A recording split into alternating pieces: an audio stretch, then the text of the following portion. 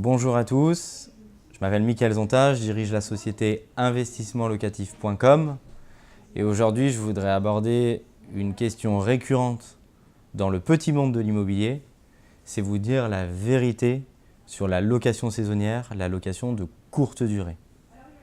Pour ceux qui souhaitent suivre mon actualité et mes conseils dans le monde de l'immobilier, je vous invite à me suivre en vous abonnant à ma chaîne YouTube. Et je vais pouvoir vous expliquer cette vérité, ma vérité sur la location saisonnière.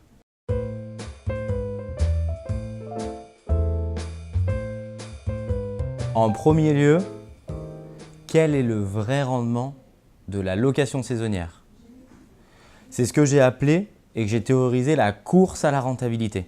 Dans les dîners, lors des séminaires, quand vous discutez de votre investissement avec vos voisins, vos collègues, ou ceux qui exercent la même profession que vous, la première question qui vient souvent, c'est quelle est la rentabilité que tu fais?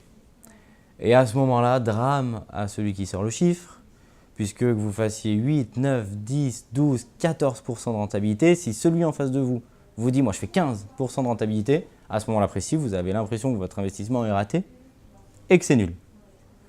Qu'est-ce que je vous propose sur cette course à la mauvaise rentabilité? C'est un petit peu la surenchère. Prenons l'exemple où vous faites déjà une excellente rentabilité en location saisonnière, entre 10 et 12% de rentabilité. Il est important de savoir ce que contient cette rentabilité. Est-ce que c'est net de frais de gestion ou non?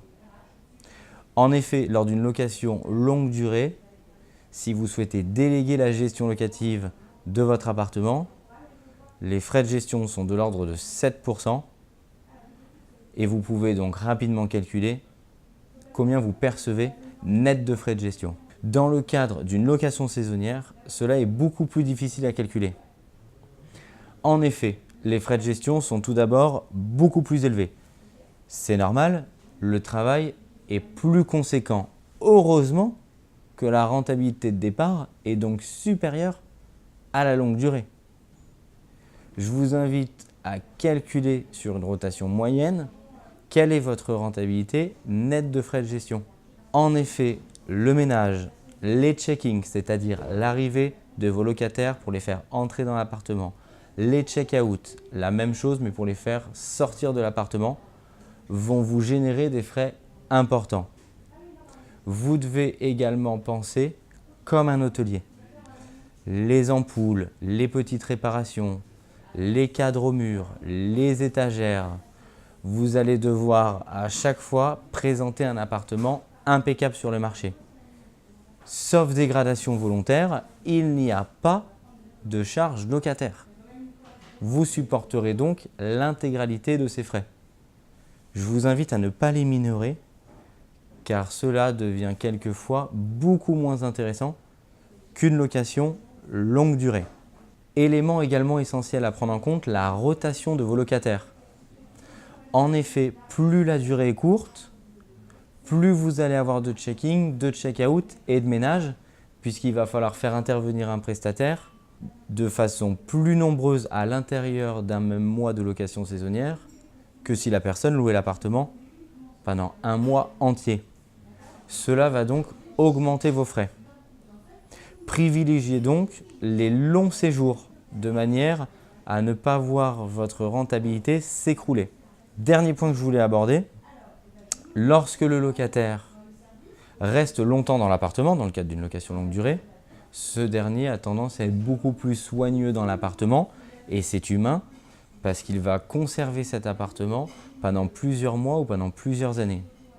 Dans le cadre d'un service hôtelier de location de courte durée, c'est humain, le locataire aura tendance à plus utiliser ça comme du consommable. Sa durée dans l'appartement sera bien réduite, il va avoir tendance à faire moins attention. Cela va engendrer plus fréquemment des réparations, des frais de peinture et des frais d'entretien qui vont venir gonfler la note. Sur ce sujet de la location saisonnière, je vous invite donc afin de pouvoir calculer votre rentabilité, à ne pas hésiter à faire des prévisions extrêmement conservatrices concernant cet investissement au risque d'effectuer un mauvais investissement locatif en location saisonnière. Un point essentiel, le point juridique.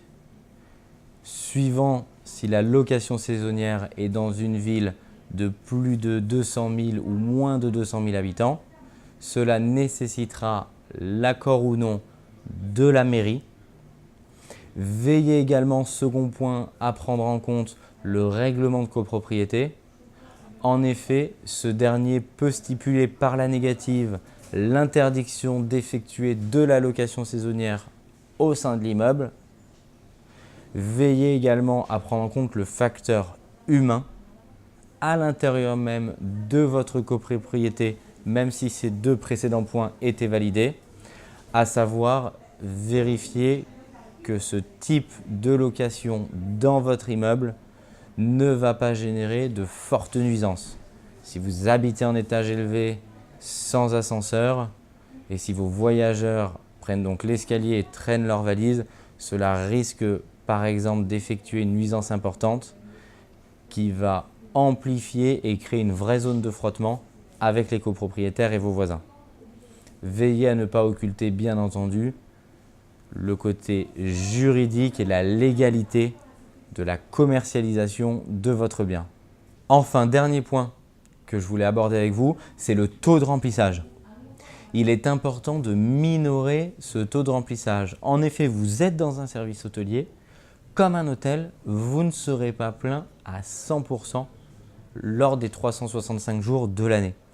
Le taux moyen de remplissage en fonction de votre bien, de sa localisation, de la ville dans laquelle il se trouve. En France, on parle d'un taux de remplissage moyen de 60 à 65% d'occupation. Cela laisse donc une marge de vacances assez importante qu'il faut prévoir dès le début. La rentabilité de votre investissement en courte durée ne peut être calculée qu'avec l'ensemble de ces éléments.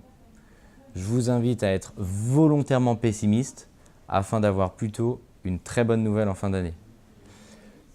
Pour tous les investisseurs et ceux qui me suivent qui font de la location saisonnière, n'hésitez pas dans les commentaires à mettre vos conseils de manière à aider tous ceux qui nous regardent et qui nous suivent pour partager nos meilleurs conseils sur la location saisonnière. Merci et à très bientôt pour d'autres conseils.